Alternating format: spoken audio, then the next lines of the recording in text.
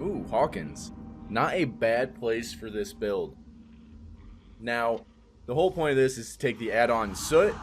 What this does, it allows my terror radius to still go through my cloak, which is actually a good thing. We're going to be utilizing this a lot with this build because we need a massive terror radius. And the whole point is to be as about anti-heal as possible. Going over here where she doesn't have a pallet. We got a surprise attack, which is great. Look at the point generation on that, by the way. Crazy. No one here? Alright. She did stay here, I think. No. Let me break this while I'm here. Now, the whole point of this is to use distressing to increase our terror radius. Colorophobia is going to make it insanely hard to heal. Nurse's Calling will allow us to see people healing. Dying Light is a stacking debuff that affects heal. Oh. I don't know if she got it. Oh, she got it the last second. That's so unfortunate.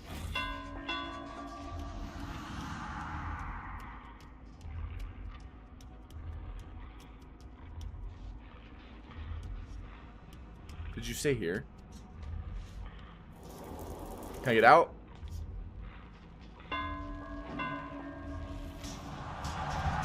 We get ourselves our free hit here. Surprise attack as well, so she's bleeding. So she's already healing slower. Gonna ignore her. Yep, we're gonna lose that. I knew we'd lose that. That's really not that big of a deal. Okay. 2 gens, though, is a big deal. That's a lot to lose.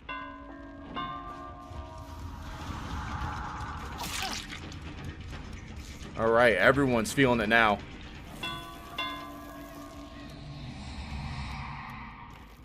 Now, the idea for this is as they start to kind of group up and the gens start to go, they're going to be really hurting.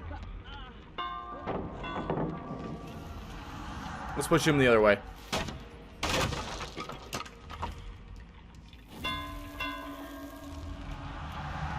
Get ourselves our last free hit here. Then everyone's going to be injured. Come on. Oh, I was trying to get it within the right time frame. We just didn't, though. That's alright. There's a small time frame after your speed buff has, like, expired where you can still get a hit and have an effect on his surprise attack.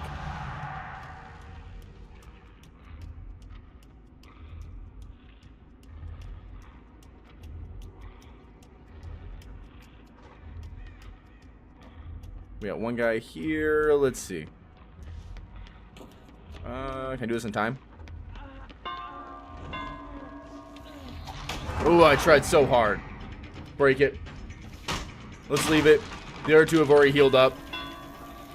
That's a mistake on our part. We should definitely be more centered towards the middle so we can, you know, afflict our terror radius onto them for colorophobia.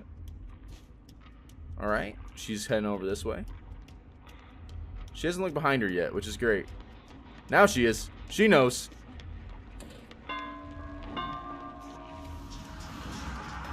And come on. Yes, nice. We already got our devious points stacked out, by the way. So if you're looking for someone to farm up with, oh my gosh. They just go crazy with points here. First down. Nice. Another survivor right up there working on a generator. Let's go for 2. How we want to play this? Yeah, we go this way. We have to. But she doesn't have a pallet here anymore, so we get an extra down. She dead-hearted straight into that, which is really unfortunate. Get ourselves our hook. We'll hook one upstairs. Get the second one into the room right beside that. First stack of Dying Light. You typically want to get a stack a lot quicker than what we did, but that's alright.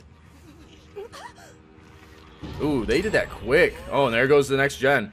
You know, here's the thing. We talked about what kind of builds you guys wanted to see. And meme builds, this is what happens.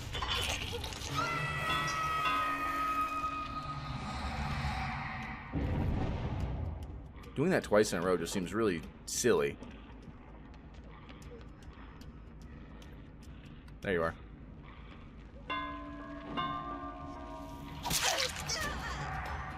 Okay, she went downstairs.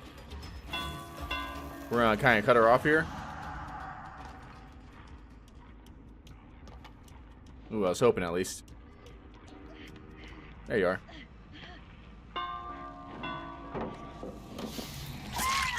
Nice.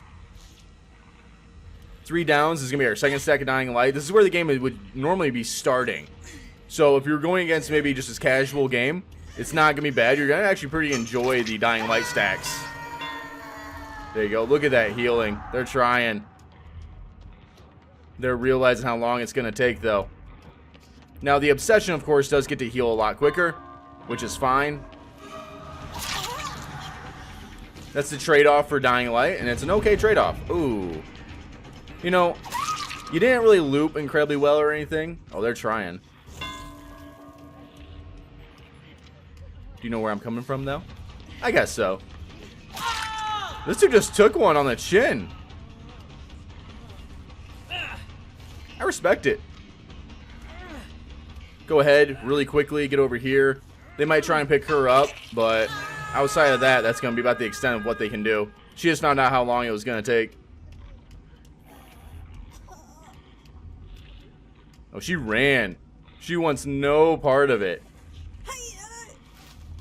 Which means I don't think any of these guys have Iron Will. Which is great for us. It means they can't really elude us and look for, like, sneaky little flashlight saves or anything like that. Good. 4 stacks, Dying Light. Someone's going for the save now.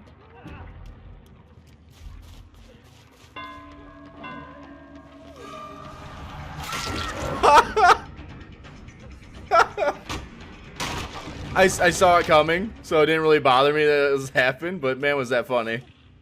Oh, that's great. We want to keep swapping off, keep getting these hooks going. The hooks are distracting them from the generators right now, and they're probably trying to heal up. They need to get healed up. That's the problem.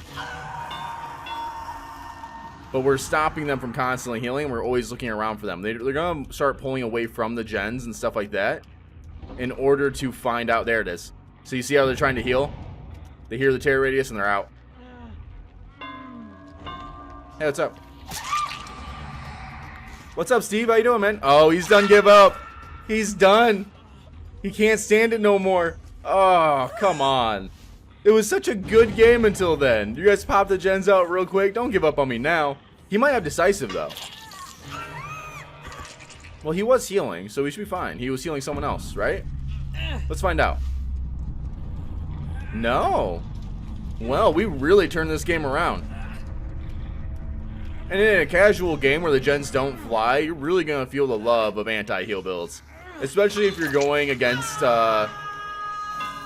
survivors who really, really like to self-care. Oh man, is this going to punish them.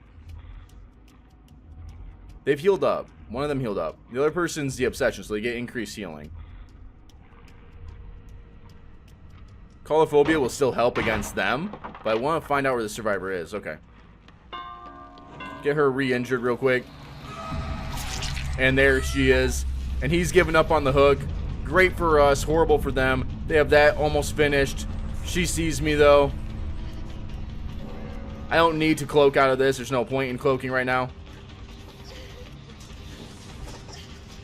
Hey, remember, do you have Dead Hard? Nah, you don't. And the Obsession is the last one standing, which is just what you want in a Dying Light game. The Obsession, I think, is one hook away from death, though. And this person has a little bit more time. That game really turned on its heels real quick. But that, in a nutshell, is why, you know, being injured against Wraith is such a bad thing. He does get a lot of what I call free hits, or hits that he doesn't really have to, you know, loop for.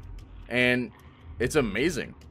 But the thing about it is, like, if you stop them from being able to heal, you're keeping them in that permanent exposed position. So even though we don't have any kind of gen slowdown besides Dying Light, which, you know, really isn't much, it does still provide a little bit of oomph to the heal and allows you to really snowball a game out.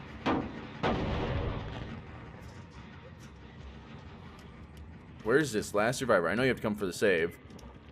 Do you go upstairs? I'm gonna go up and around. I'm just gonna drop here. No? Maybe looking for hatch? She's not running. Wait. Here you are.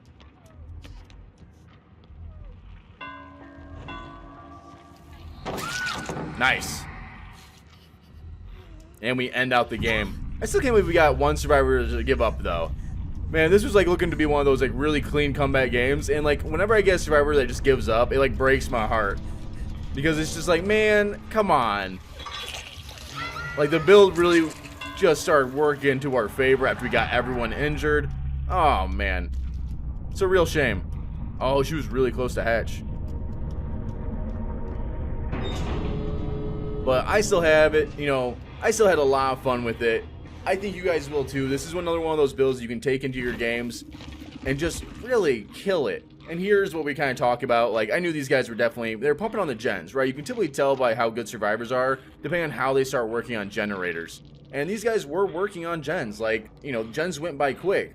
But as soon as they all got injured, oh man, did the game just go downhill for them. I loved it. And if you guys want to know the build one more time, let's go over it. It is, of course, Dying Light. And this is going to give you an extra 3% penalty to repair, healing, sabotage speeds for each token. And the tokens gain whenever you hook a non-obsession survivor. The obsession, though, does get to heal a little quicker and hooks a little quicker. But it's a trade-off that we're willing to make to affect the rest of the team. A nurse is calling to see the aura of any survivors who are healing.